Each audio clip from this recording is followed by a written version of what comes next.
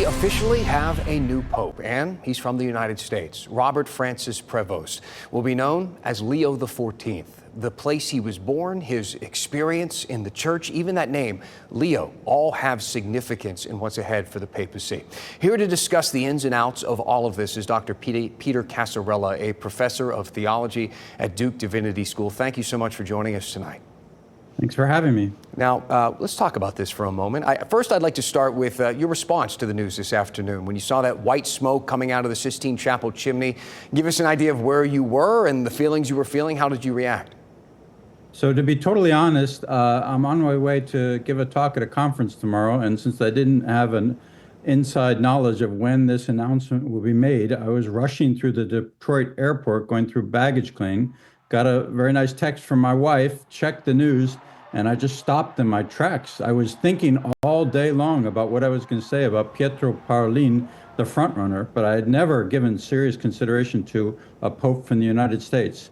It's a wonderful and historic moment, but I didn't anticipate it. Let's talk about that significance for a moment. Pope Leo is the first pope from the United States. Only 17 other people have even been pope since the U.S. was formed in 1776. For a long time, many people thought electing someone from the U.S.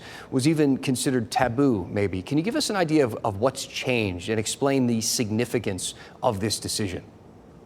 In the history of Catholic Christianity, I have to admit that Catholicism in the United States is really the new kid on the block. But what you said is true. I mean, the conventional wisdom up to now was the United States has such a global superpower in the world. Why give them the keys to the car of the church?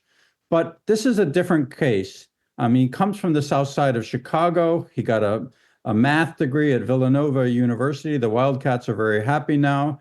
But then he goes to Peru as a missionary with the Augustinian order for decades, and actually in that time became a citizen of Peru alongside his U.S. citizenship. So what we see here is the cross-fertilization between North and South. Robert Prevost, Pope Leo XIV, is a man from the North who went to the South, and then Pope Francis brought him to Rome. So he's a man from the South who came to the North. And he's had experience since he was Superior General of the Augustinian Order of dealing with problems all over the globe for many years.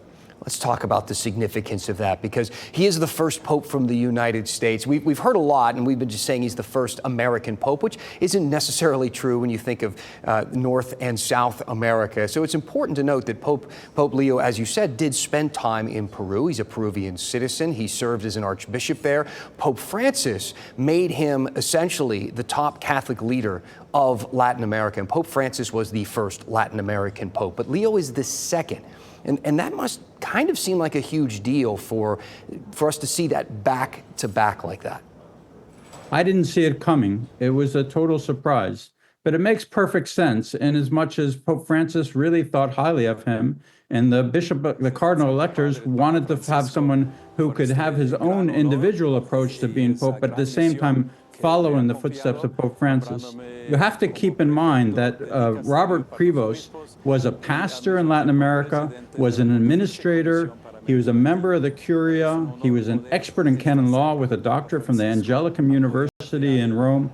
He has all of the experience of Pope Francis, but he has academic and technical expertise in areas that Pope Francis actually lacked.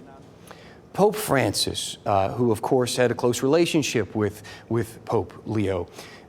Pope Francis was a progressive pope. He had some opinions on the LGBTQ community, for instance, that it oftentimes seemed a bit divisive. Now we have Pope Leo XIV, who took the name from Leo XIII, who was a pope back in the late 1800s, and he was known as the social justice pope. So explain maybe first the connection between those two popes, and also if we will continue to see similar messaging, do you think, from Pope Leo as we saw begin with Pope Francis?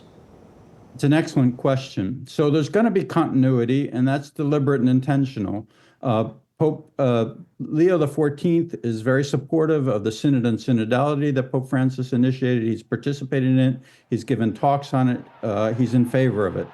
So that's the main reform element that should continue in some fashion. However, Pope Francis was a Jesuit, and Pope Leo is an Augustinian. So there's a different spirituality there. St. Augustine wrote about the city of God and global peace. And today on the balcony of St. Peter's, Pope Leo XIV mentioned the need for peace and justice in a global sphere in the spirit of St. Augustine, actually quoting St. Augustine. But to your question about Leo XIII in the late 19th century published Rerum Novarum in 1891, which is the Magna Carta of Catholic social teaching.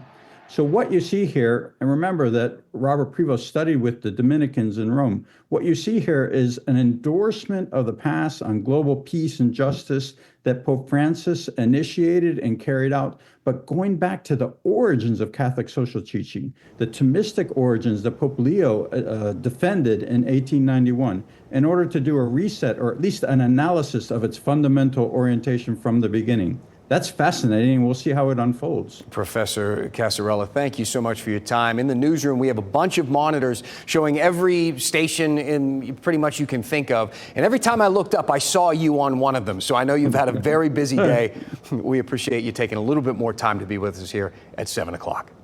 It's a pleasure to be with you. Thank you. Thank you.